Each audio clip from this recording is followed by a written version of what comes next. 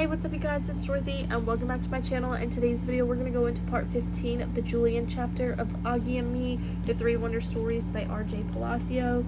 So let's get right into this video. This video may contain sensitive topics and foul language. If you do not wish to continue, I suggest you click off the video now. You have been warned. Mr. Brown. The only thing I was a little bummed about is that I never got to say goodbye to any of my teachers at Beecher Prep. I really liked some of them. Mr. Brown, my English teacher, was probably my favorite teacher of all time. He had always been really nice to me. I loved writing, and he was really complimentary about it, and I never got to tell him I wasn't coming back to Beecher Prep. At the beginning of the year, Mr. Brown had told all of us that he wanted us to send him one of our own precepts over the summer. So one afternoon, while Grandmere was sleeping, I started thinking about sending him a precept from Paris.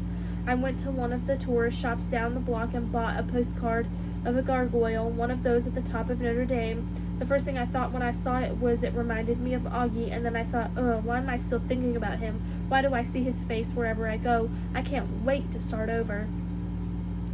And that's when it hit me, my precept. I wrote it down really quickly. Sometimes it's good to start over. There, perfect. I loved it. I got Mr. Brown's address from his teacher's page on Beecher Prep website and dropped it in the mail that same day.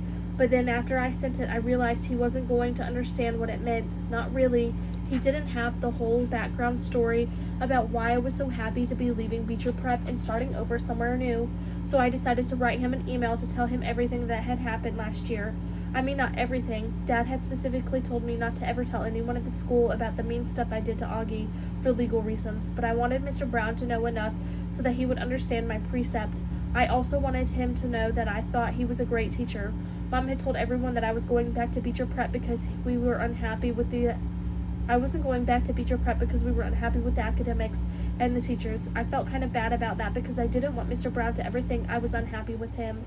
So anyway, I decided to send Mr. Brown an email to tbrown@beecherschools.edu from Julian Albanese at easymail.com regarding my precept. Hi, Mr. Brown. I just sent you my precept in the mail. Sometimes it's good to start over. It's on a postcard of a gargoyle. I wrote this precept because I'm going to a newer school in September. I ended up hating Beecher Prep. I didn't like the students, but I did like the teachers. I thought your class was great, so don't take my not going back personally. I don't know if you know the whole long story, but basically the reason why I'm not going back to Beecher Prep is, well, not to name names, but there was one student I really didn't get along with. Actually, it was 2 students. You can probably guess who they are because one of them punched me in the mouth. Anyway, these kids were not my favorite people in the world. We started writing mean notes to each other. I repeat, each other. It was a two-way street, but I'm the one who got in trouble for it. Just me. It was so unfair. The truth is, Mr. Tushman had it in for me because my mom was trying to get him fired. Anyway, long story short, I got suspended for 2 weeks for writing the notes. No one knows this, though. It's a secret, so please don't tell anyone. The school said it had a zero-tolerance policy against bullying, but I don't think what I did was bullying. My parents got so mad at the school they decided to enroll me in a different school next year, so yeah, that's the story. I really wish that student had never come to Beecher Prep. My whole year would have been so much better. I hated having to be in his classes. He gave me nightmares. I would still be going to Beecher Prep if I hadn't been there. It's a bummer. I really liked your class, though. You were a great teacher. I wanted you to know that. I thought it was good that I hadn't named names, but I figured he'd know who I was talking about. I really didn't expect to hear back from him, but the very next day when I checked my inbox, there was an email from Mr. Brown. I was so excited. To Julian Albanese at easyemail.com from tbrown@beecherschool.edu regarding my precept. Hi, Julian. Thanks so much for your email. I'm looking forward to getting the gargoyle postcard. I was sorry to hear that you wouldn't be coming back to Beecher Prep. I always thought you were a great student and a gifted writer. By the way, I loved your precept. I agree, sometimes it's a good to start over. A fresh start gives us the chance to reflect on the past, weigh in on things we've done, and apply what we've learned from those things to the future. If we don't examine the past, we don't learn from it. As for the kids you didn't like, I do think I know who you're talking about. I'm sorry that the year didn't turn out to be a happy one for you, but I hope you take a little time to ask yourself why.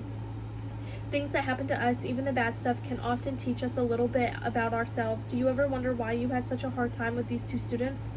Was it perhaps their friendship that bothered you? Were you troubled by Auggie's physical appearance?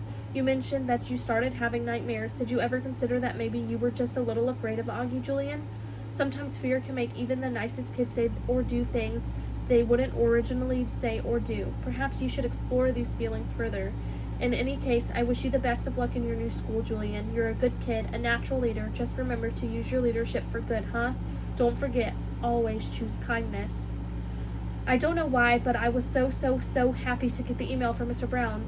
I knew he would be understanding. I was so tired of everyone thinking I was this demon child, you know? It was obvious that Mr. Brown knew I wasn't.